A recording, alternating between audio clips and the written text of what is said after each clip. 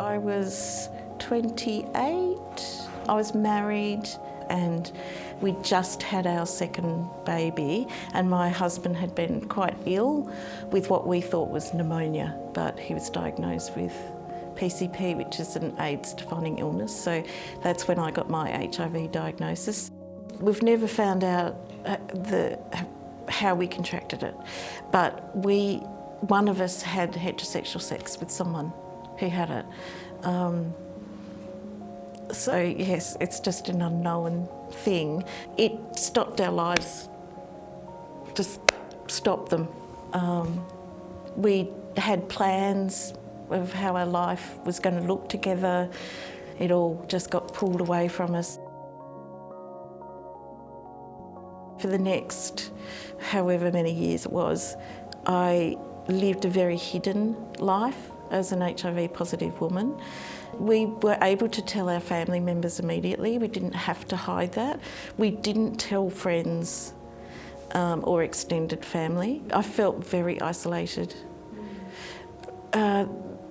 Even though I knew there were other heterosexuals and I knew there were other women who'd been diagnosed, I found it very hard to find them. And of course, I'm living in a community out in the suburbs with other families with children where I had to just keep it so hidden. You don't want people to freak out and feel unhappy being around you. Any medication that was available was a stopgap, and the side effects were horrendous. Our physician said to me that I would be lucky if I got to 50. And even though I knew intellectually that wasn't the case, I'd only planned my life to 50. So when I turned 50, I had this blank in front of me and I didn't know what to do with it. And I was with a friend of mine from Canberra, and we were walking along the beach talking about how we were feeling, and I was talking about the sense of isolation. He said, "Oh, you should hook up with Pozhet in Sydney." And I went, "Who? What?" I immediately contacted them. Luckily for me, there was a retreat happening pretty soon, so I went to that retreat, and that utterly changed my life. I still get a chill when I think about it. I might cry. Because I suddenly found my tribe of people who were heterosexual but were also positive. And it was the first time I'd ever been in a space where I didn't have to think and guard my conversation in any way. It gave me this enormous burst of confidence. And so my life has been quite different since that time. Hi, Susan. Hi, how are you? Yes, good to see you out. Do you want to have a sit? Yeah, thank you.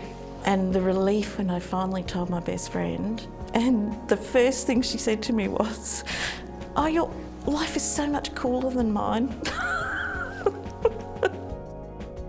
Now I'm taking 1 tablet a day and I have no side effects at all. Actually, that was Pozhet as well, because when I went to the retreat, I was taking 3 tablets twice a day.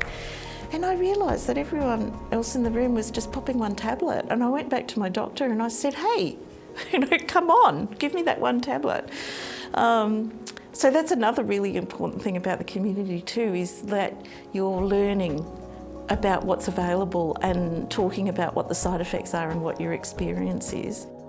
But I also think everyone should be having regular STI tests, because you don't know, and I didn't know.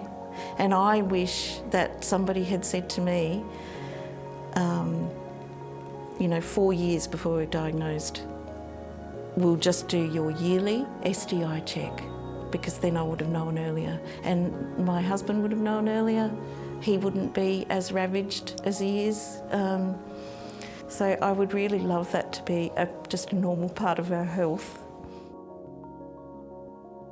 Did you have a message for the team at Pozhet on their anniversary? Anything you'd like to say? Thank you. Thank you. Thank you from the very bottom of my heart. You really changed my life, and the happy, confident person that I am today is largely because of them. So thank you.